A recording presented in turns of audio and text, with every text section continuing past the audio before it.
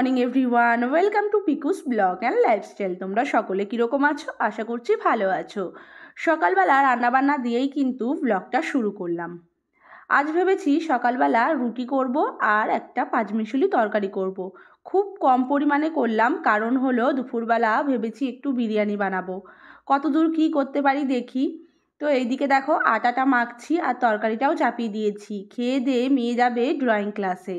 তো ভাবলাম ওই জন্যই একটু তাড়াতাড়িও হয়ে যাবে রুটিটা করলে, আর ভাতটা বসালে অনেকটা দেরি লাগবে। অনেক দিন ধরেই ভাত খাচ্ছি। তারপরে যখন আটা মাখলাম, আটা মাখতে মাখতেই ভাবলাম যে কালকে যখন পরোটা বানিয়েছিলাম রাত্রে, সেই তেলটাই কড়াইতে রয়েছে, তাহলে ছোট ছোট করে লুচি বানিয়ে দিই। তো দেখো লুচিই বানাচ্ছি। আর যেহেতু এক হাতে ফোন ধরে এক হাতে লুচি করছিলাম, তার জন্য না লুচিটা একটুখানি মুড়ে গেছে, ভাজতেও অসুবিধা হচ্ছিল। তো খাওয়া দাওয়া করলাম, বর চলে গেল বাজারে। ততক্ষণে ভাবলাম যে আমি জামা কাপড়গুলো কিছু কিছু ভেজা রয়েছে। আসলে কি বলো তো, এই শীতকালের রোদ্দুরটা না 2টো পর্যন্ত খুব চড়া থাকে, তারপরে রোদ্দুরের তেজ একদম কমে যায়। আর তো জানোই রোববারে কত কাজ থাকে মানুষের বাড়িতে। বড়দের ছুটি মানে কাজের কিন্তু চাপ আরও বেশি। সেদিনকার এই রান্নার ঝামেলা প্রচুর থাকে। তো আমি কী করলাম, যতটুকু পারলাম কাচাকুচি করে আমি রোদ্দুরে দিয়ে দিলাম, যাতে কিছুটা শুকিয়ে যায়। আর আগের দিনেরও জামা ছিল মোটা মোটা সোয়েটারগুলো, সেগুলোও শুকায়নি। তো ওগুলো আমি দিয়ে দিলাম। আর কিছুটা ভিজিয়েছি, সেটা বর আসবে, এসে ওই কাচবে। ওগুলো অনেকটাই ভারী, ওগুলো আমি কাচতে পারবো না। কাচলেই মোটামুটি আমি আজকেই শেষ, এরকম একটা অবস্থা। কেন জানি না, খুব বেশি ভারী ভারী জিনিস কাচলে আমার কিন্তু খুবই সেলাইয়ে ব্যথা হয়। অনেকেই বলে যে অনেকের সেলাই ব্যথা করে না।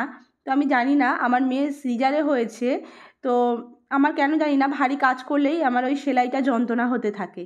আর এদিকে দেখো বললাম না বিরিয়ানি করব, সেই জন্য কিছু আমি গুছিয়ে নিলাম।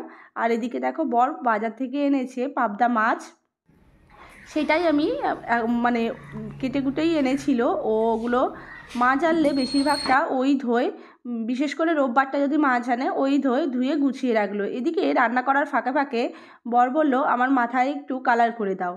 তো আমি দেখো এদিকে কালার করছি আর এইদিকে মেয়ে বসে রয়েছে। আর চেয়ারে সমস্ত জামা কাপড় ভাঁজ করা, তার সাথে আমার যে ব্যবসার মালপত্র কিছু কিছু এসেছে, এখনও পর্যন্ত এই ট্রলির ভেতর ঢুকানো হয়নি। যেহেতু তো জানো একটাই আলমারি, রাখবার জায়গাও নেই। ওই ব্যবসার জিনিস যেইটুকুটা টুকটাক ব্যবসা করি, সেইটা কিন্তু সমস্তটাই ট্রলিতে রাখি। দোকান থেকে বিরিয়ানি খেতে সেরকম একটা ভালো লাগে না, বাড়িতে বানালে একটু তৃপ্তি করে খাওয়া যায়। কিন্তু বিশ্বাস করো এত ঝামেলার কাজ, আমার তো অনেক সময় লাগে। আর তার থেকেও বড় কথা হলো, একটুখানি ওই বিরিয়ানি করতে গিয়ে সমস্তটাই বাসন ধরো ওই পরে সমস্তটাই মাজতে হয়। যাই হোক, আমি এই যে বিরিয়ানি করে বিরিয়ানিটা আমি এই যে একটু দমে বসিয়েছি। আর এদিকে 1 ডেচকি জল বসালাম স্নান করতে যাব বলে। আমি এই ঠান্ডার সময় মাঝে মাঝেই একটুখানি গরম জলে স্নান করি, কারণ না এখানটা মালদাতে কলকাতার মতো মানে ওরকম একটা ওয়েদার না। মালদাতে যেন প্রচণ্ড পরিমাণে ঠান্ডাটাও যেরকম পড়ে, প্রচণ্ড পরিমাণে গরমটাও পড়ে। তো আমি চেষ্টা করি, যেহেতু বেশিরভাগ সময়টা সকাল সকাল করি, তার জন্য চেষ্টা করি আমি একটু গরম জলেই স্নান করবার জন্য। স্নান টান করে ঠাকুর দিয়ে এই দেখো খেতে বসেছি। ইচ্ছে ছিল এই বিরিয়ানির সাথে একটুখানি ধনেপাতার চাটনি বানাবো। তারপরে বর বলল অনেক দেরি হয়ে গেছে, আজকে খেতে বসেছি প্রায়, তখন দেখতেই পাচ্ছ ঘড়িতে 2:30 বেজে গেছে, 2:35 বাজে।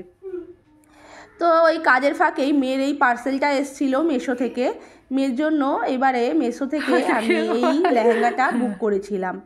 তো প্রথমে তো আমার বর একদমই রাজি হচ্ছিল না, যে কীরকম না কীরকম আসবে, কারণ অনলাইনে মেয়ের জন্য কোনো জামা কাপড় কেনা হয়নি।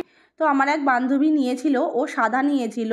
তো ওরটা দেখেই ভাবলাম যে তাহলে হয়তো কাপড়টা মোটামুটি ভালোই এসেছে। তো ওরটা দেখেই সাহস পেলাম। তো আমি ভাবলাম যেহেতু সরস্বতী পুজোতে পড়বে, তার জন্য আমি এই কালারটাই নিই। আর এইদিকে দেখো আমার বর একটা পাজেল এনেছে।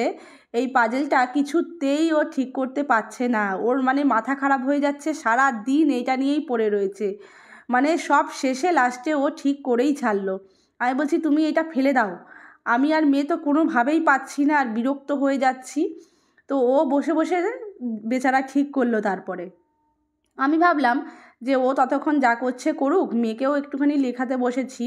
তো আর এইদিকে সমস্ত মাসকাবারি, এই তেলটা এসেছে, এই নুনের প্যাকেট, কিছু বিস্কুট, এই সমস্ত এসেছে। আরও কিছু কিছু জিনিস বাকি আছে, যতটুকু এসে ততটুকু গুছিয়ে রাখি। আর ওইদিকে দেখলেই সন্ধেবেলার সমস্ত বাসনপত্র পড়েছে, ওগুলোও মাজামুজি করে নিলাম। কিছু জামা কাপড় ওই যে সকালবেলা অনেকটি কেচেছি। আজকে রোববারটা কেন জানি না কোথা থেকে জামা কাপড় ঠিক বেরিয়ে যায়। আর শীতকালে তো আর বলবার মতো না, মানে দুদিন সোয়েটার পরে আর ইচ্ছেই করে না যে ওই সোয়েটারটা আবার পরি, তবুও এই কাচবার ভয় পরেই থাকি। তো আমি এদিকে জামা কাপড়গুলো সেলাই করছি, মেয়েকে একটু পরতে বসিয়েছি আর বরকে বসিয়েছি। এইদিকে দেখো এই মেয়ের যে লেহেঙ্গার টপটা এসেছে, এই টপটা মেয়ের ঠিক জন্য ছোট হয়েছে। মেয়ের জন্য যেহেতু মেয়েকে স্কুলে নিয়ে যেতে হবে, তো সেই জন্য কিছু জিনিস কিনেছি, শপিং করেছি, সেগুলো চলো তোমাদের সাথে দেখানো যাক। একটা তোমরা ভিডিওতেই দেখতে পাবে যে একটা লেহেঙ্গা কিনেছি, সেটা তো দেখেছো, ওই যে মেয়েকে পরিয়েছিলাম সেটা, তো ওইটা ভালোই এসেছে। তো আমি কোনোদিনই মেসো থেকে বা অন্যান্য কোনো মানে অনলাইন থেকে আমি আমার মেয়ের কোনোদিনই শপিং করিনি সেরকমভাবে। তো এবারে করলাম ফার্স্ট টাইম, কিন্তু ভালোই এসেছে ওইটা। আর এই দেখো এই শাড়িটা কিনেছি, এতে আসো, এই দেখো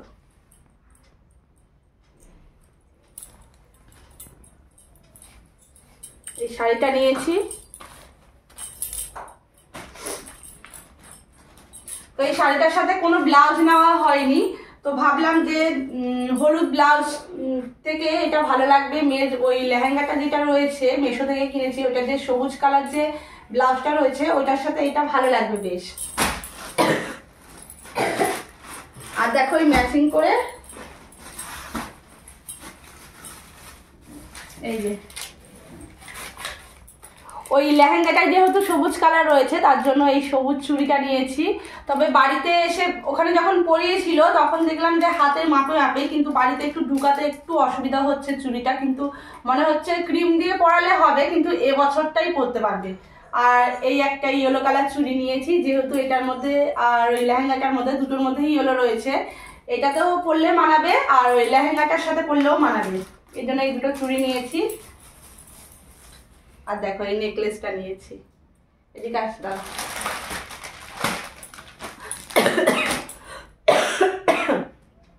এই দেখো এটা প্যাকেটেই ছিল, আমি খুলে দেখেছি পরে। দেখো নেকলেসটা দেখে খুবই পছন্দ হয়েছিল। আসলে দোকানে খুঁজছিলাম একটু ছোট বাচ্চাদের মানে ডিজাইনার হার এরকম কুন্দনের, কিন্তু সমস্তটাই এত ভারী যে ও অতটা পরতে পারবে না। তো এইটা আমার খুব ভালো লেগেছে। আর এবছর সরস্বতী পুজোর ওর ড্রেসগুলোর সাথে মানে শাড়ি বা লেহেঙ্গা দুটোর সাথেই এটা খুব সুন্দর যাবে। এই যে এই একটা নিয়েছি। আর আমার মেয়ে যেহেতু ফলস চুল লাগাবে, ওই ফলস চুলের জন্য দেখো ক্লিপ যতই কিনি না কেন এগুলো মানে কি জং পড়ে যায়। আমার কাছে এখনো পর্যন্ত আমার বিয়ের এই কালো ক্লিপগুলো রয়েছে, কিন্তু সমস্তটাই জং পড়ে গেছে। আর একটা জিনিস কিনেছি, দেখাচ্ছি দাঁড়াও তোমাদের সাথে।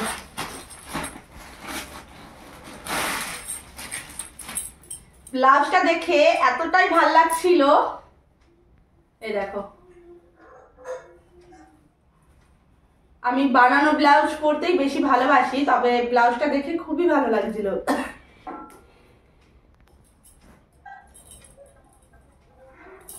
অনেক কটা গোল্ডেন ব্লাউজ আমার ছিল, কিন্তু সমস্তটা ছোট হয়ে গেছে ব্লাউজ, তো ভাবলাম এটা নিই, এটা বেশ সুন্দর লাগছিল ব্লাউজটা, ওই জন্য। আর আমি এই শাড়িটা পরবো ভেবেছি সরস্বতী পুজোতে, দেখো তো কিরকম হয়েছে।